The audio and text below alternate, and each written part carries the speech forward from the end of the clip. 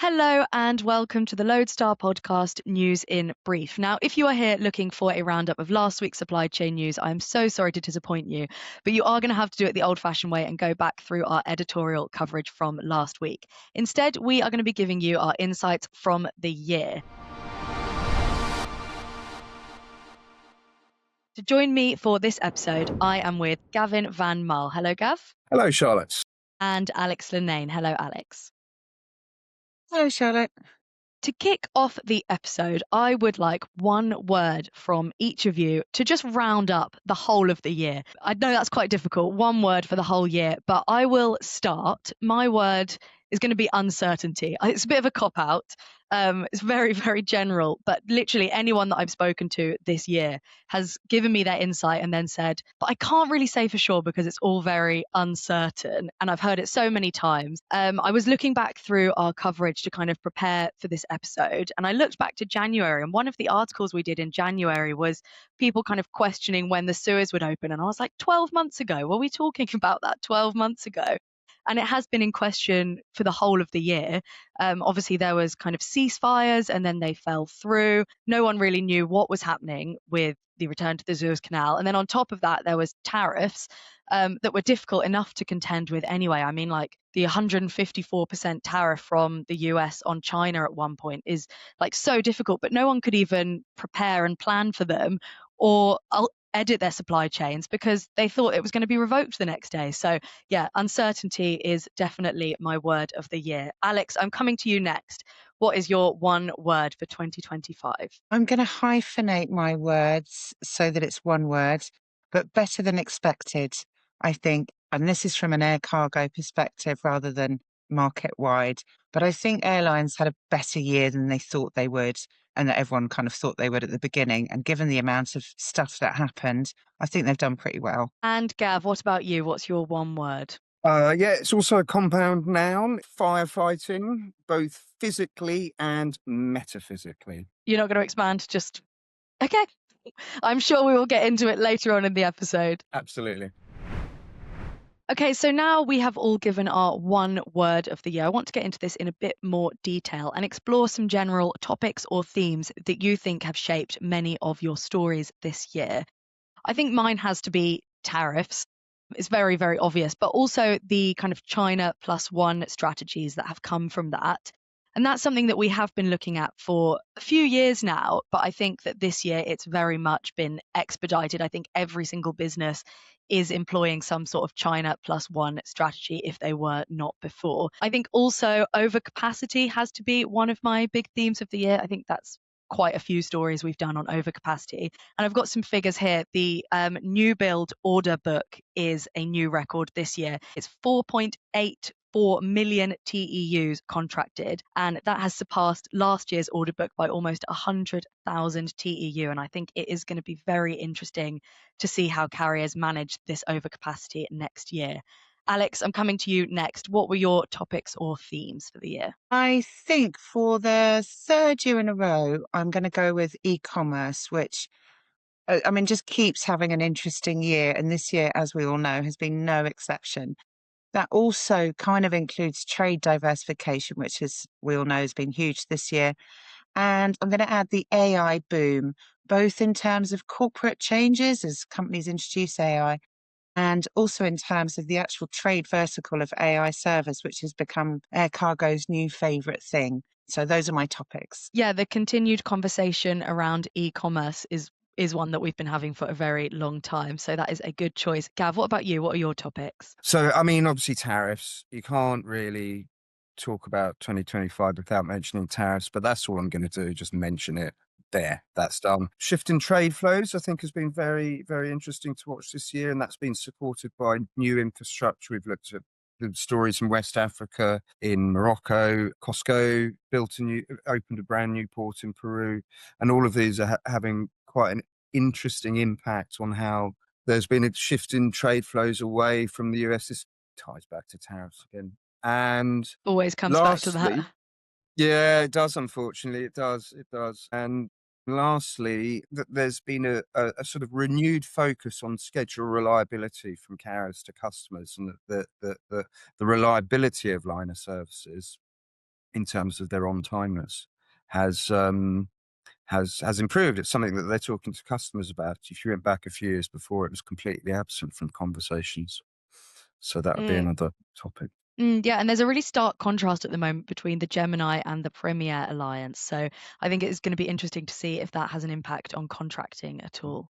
We can talk about that later, Charlotte. Yeah, it's a good one. I look forward to it. Now, having rounded up the major themes from this year, I want to get into the good, the bad, and the ugly of 2025. And that is one thing that has been good or beneficial to trade this year, one thing that has been bad, there are probably quite a few, and one thing that has just been downright ugly. So I'm going to start with my bad, and that has to be, I think you've already mentioned it, Gav, with your firefighting, but the pretty much routine ship fires that we've been seeing. I think we calculated it's like one every 4 days if you average it out. And the number of ship fires has actually improved since last year. But then last year there was 250 ship fires, and that was up 20% from 2023. So yeah, I think it goes without saying that this has been pretty bad. Gav, what is your bad for 2025? Hate these questions, Charlotte. Can I just say that? Put that on the record. Bad. Yeah, there's an easy one actually here. It's the failure of the IMO net zero framework to be passed in October. I think that was an absolute disgrace and I look at my own kids and and I look at the industry and they've just decided to carry on pumping this lot of the greenhouse gases and stuff into the air. Yeah, that's the bad for me. That was shocking. Yeah, complete agreement here from me. And Alex, what is your bad for the year? Predictability, I think, was bad, which is another way of sort of saying uncertainty, I suppose. Margin pressure for forwarders, I think, was not as good as they'd hoped. And obviously, can't not mention it, the UPS flight 2976 with fatalities and the Emirates runway excursion, actually, but the UPS flight and then the grounding of the MD-11s, obviously bad for everyone. Definitely. I've just realized I've done this out of order. So we'll move on to the good now and talk about something a little more positive. But my good for this year has to be, well, I don't know. I struggled a bit with this. I was looking back through my articles and trying to find like a positive theme throughout, something that perhaps I wrote about a few times that was positive. And I ended up going with South Africa this year, just South Africa in general. But no, I think they made some good progress this year. I think my coverage of South Africa in 2024 was a lot of people complaining that the logistics infrastructure was not up to scratch. And this year, I think they've made some good steps to kind of change this. I spoke to someone from the South African Association of Freight Forwarders, and they said that there's been better equipment handling this year. And there's also been more collaboration with Transnet and with the carriers. So that's something that I think is largely positive. Also, they opened up their requests to privatize the rail, which I think will be very good. I think it's going to be a very slow progress, but any progress is good. So that would be mine. Gav, what is your good for the year? Yeah, I mean, you're right on Transnet, by the way. The reform of Transnet's going to be a pivotal thing next year. And just in the last few days, ICTSI signed the formal concession agreement for Durban's Pier 2, which is the most important terminal in the country. So yeah, definitely it's one. Good for me was like the ambition in the M&A activity this year. I mean, it's been a strange year for M&A, but if you look at, we've had the biggest deals come through. There's been obviously DSV Schenker, but then also MSC closed its acquisition of HHLA, and then in the first quarter of the year announced its intention to buy Hutchison's international port portfolio, which would be by far the biggest deal that the industry's ever seen. So the growth in the ambition of what some of the companies are trying to achieve now, I think it has to be a good thing. For sure. And Alex, what is your good for the year? Well, it's slightly related to my word for the year, or 3 words for the year. When I was at the TIACA event in Abu Dhabi, I was really surprised actually by how buoyant everyone was. Although it was a really difficult year and everyone had to change lanes and look for new markets and so forth, actually the volumes were quite resilient. Air cargo managed to, even if the e-commerce stopped, general cargo started. So I think actually it was a sort of surprisingly good year for airlines. Now, Gav just mentioned, and we probably have to say that everything that's good for some people is bad for other people. DSV, I'm sure, is delighted with their Schenker purchase, but for me, that was a less good thing because I miss Schenker. Yeah, they were a good company and they had a good PR team that we had a lot of good conversations with. So, yes, they will be missed. And on to something that was just downright ugly this year. Now, Gav, you actually stole mine with your bad, but I did say that the IMO's decision, well, it wasn't the IMO's decision, but the decision to delay the IMO's net zero framework by a year. I think that the year schedule is going to give a lot of people, like, no one's going to stop the sustainability journey, but I think it's just going to see a lot of regional regulations. I think that's what's kind of been spoken about a lot. We've had quite a lot of coverage on that. And I think that's going to be very, very messy for people to try and navigate all the different regulations that are going to pop up around the place. So, yeah, that's going to be something interesting to revisit in a year's time when they come back to decide on the net zero framework to see what's happened between now and then. I think that's going to be very, very messy. Gav, what is your ugly for the year? It's Trump's trade war. It's just ugly. The way it's been carried out, the levies, the reasoning behind some of the tariffs, frankly, is preposterous. Right? I mean, if you look at the 50% on Brazil, was entirely about Bolsonaro's court case. It's just ridiculous, and it comes with. I mean, actually, if I could, I'd just like to quote from a very venerable maritime economist, John McCowan, who's based in New York, who, in his regular commentaries, has said in the last few ones I've read, has repeated this quote. It's a really lovely quote. He says, the more I look at this administration's strategy towards trade, the more I think it's just a fundamental attack on the whole concept of trade itself. I don't want to go political, right? Because it's not my place to, but it it sort of a lot of it defies logic. A lot of it sort of there just seems to be so much mendacity attached to it.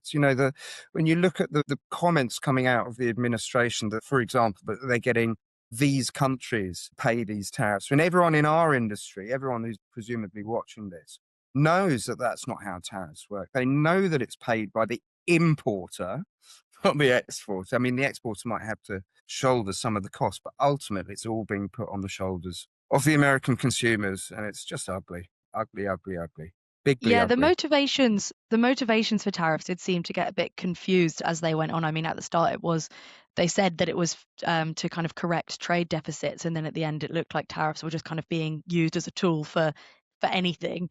Alex, what is your ugly for the year? It's slightly related to what Gav said in that I think the whiplash forced on customs brokers in particular has been ugly, and I feel for them. It must have been a very difficult year.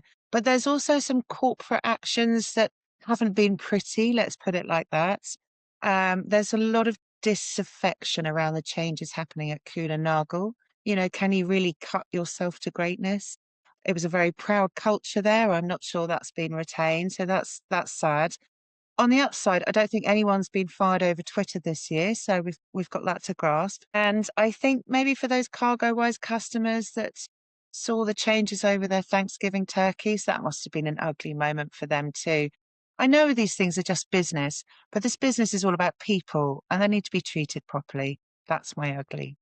Yeah, definitely. And to your whiplash point, I'd like to add whiplash to journalists on that as well, because trying to keep up with all of the changes this year has been a nightmare and very ugly indeed. Now, from all of these external factors that we've spoken about, who have been the winners and losers of this year?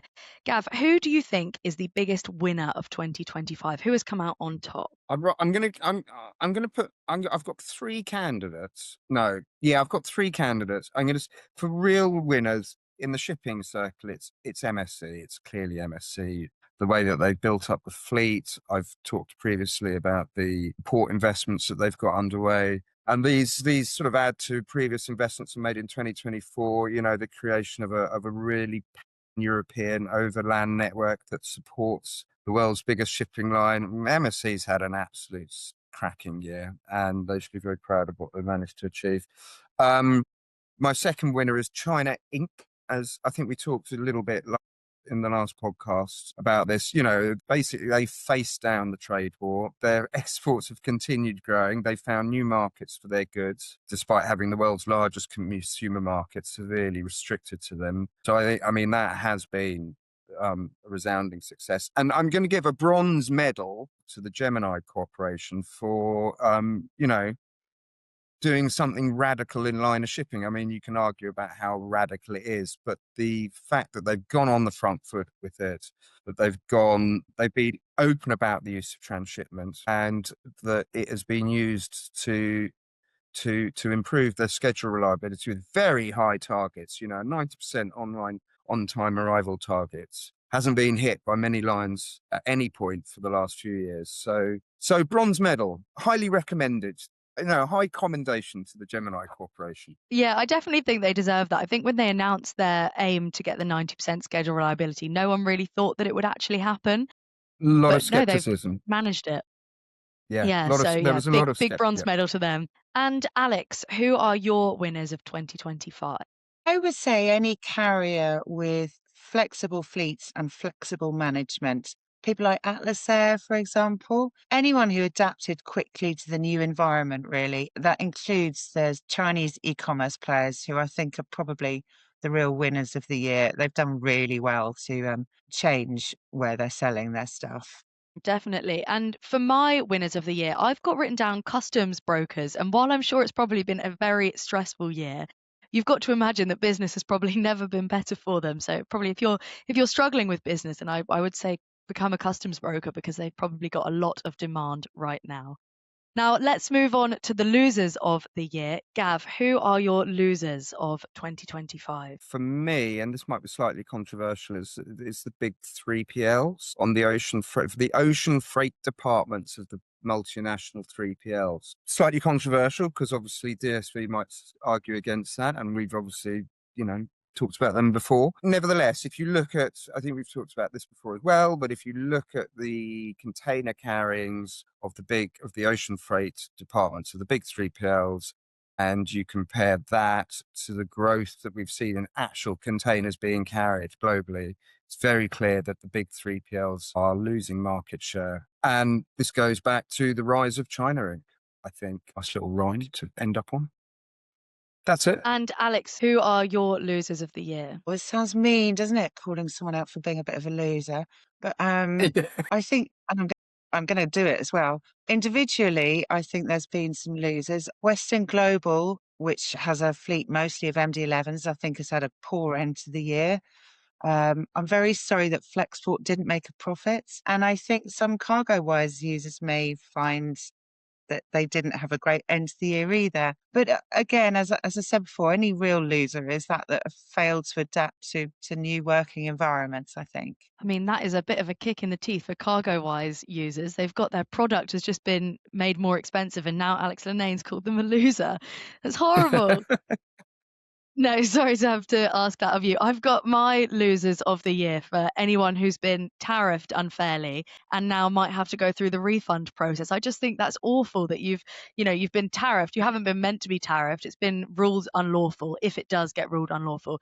And then you've got to do all this admin. I'm not envious of anyone who is in that position right now. And now for a bit of fun in the episode. Alex, I want to ask you if you could choose one song to round up the vibe of the year, what song would that be? It's got to be Oasis, Roll With It. No other option. You gotta roll with it. You gotta take it. That's a good choice and a good song too. Gav, what is your song of the year? And mine is Big Time Nothing by St. Vincent.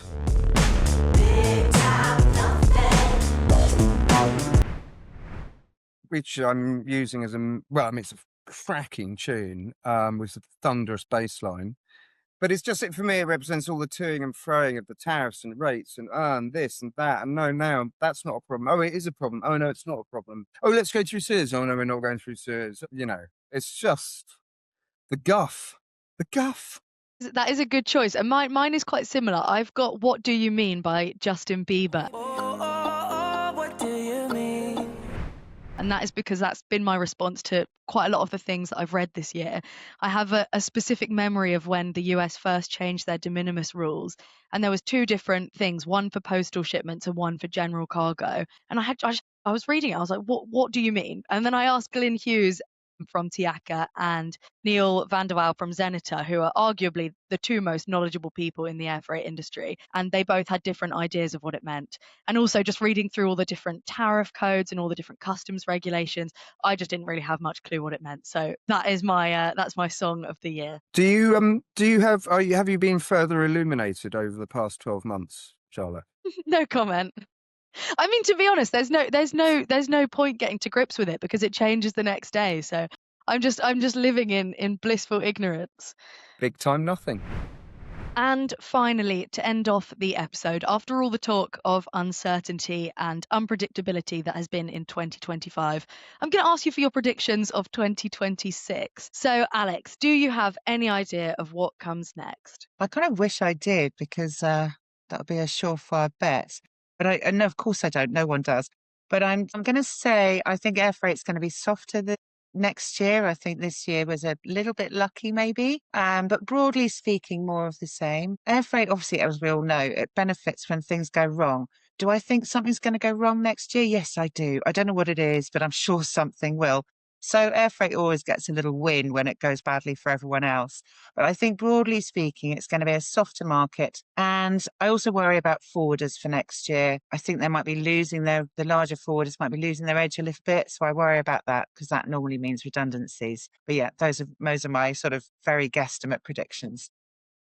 And Gav, what about you? I know you like making bold, outlandish claims. So what are your predictions for 2026? The crystal ball's shattered. But I think based on what we saw in 2025, I think we're going to continue seeing a shift in the calendar of peak seasons. There was no real summer peak season on the Asia-Europe trades this year in the normal traditional summer months, but we had one earlier, weird April, May, earlier bump.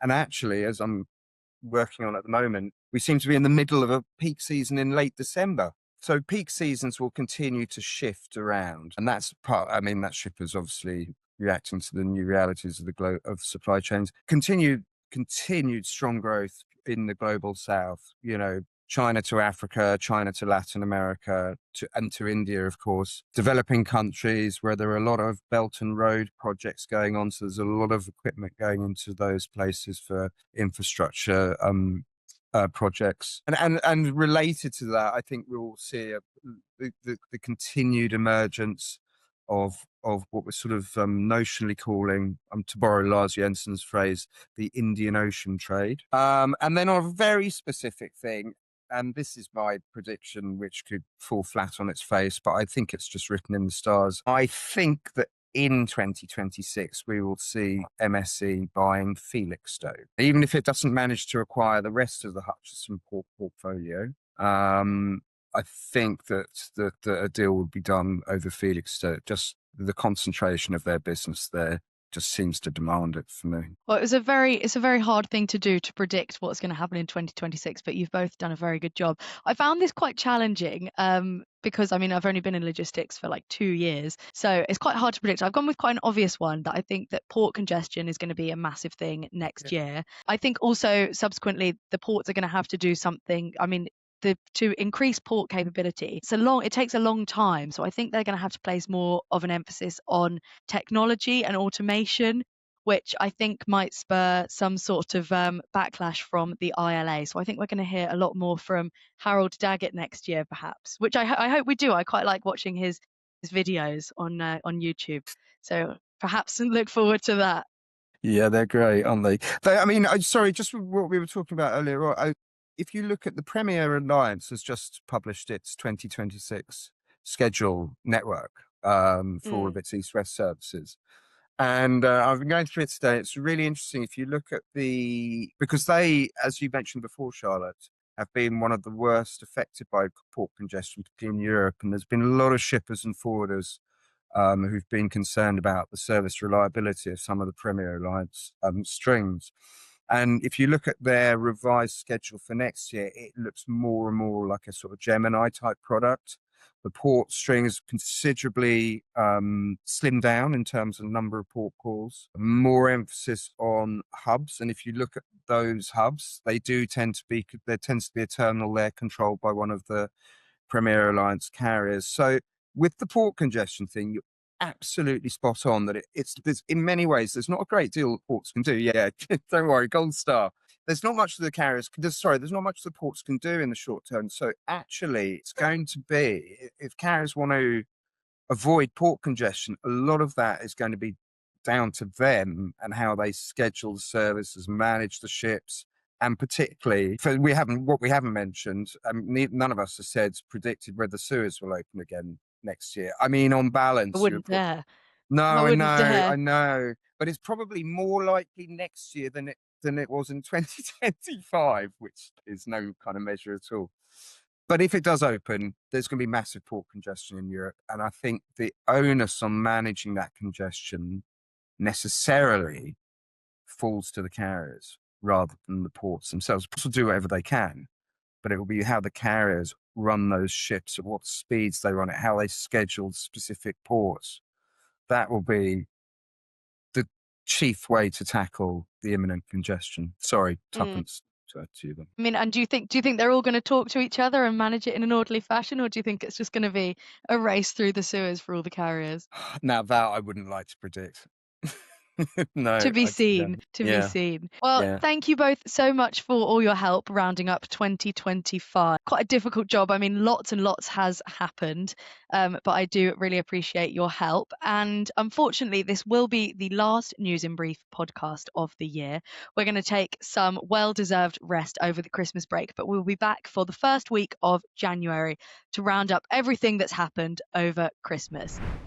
Thank you so much for joining me. And if you're not watching this podcast, then please head over to our YouTube channel at the Loadstar Podcast to watch it in real time. Thank you very much to my guests this episode, Alex Linane and Gavin Van Mile. It's been lovely to speak to you. Thanks, Charlotte. Thank you very much. Thank you all so much for watching. Have a very happy Christmas and a happy new year.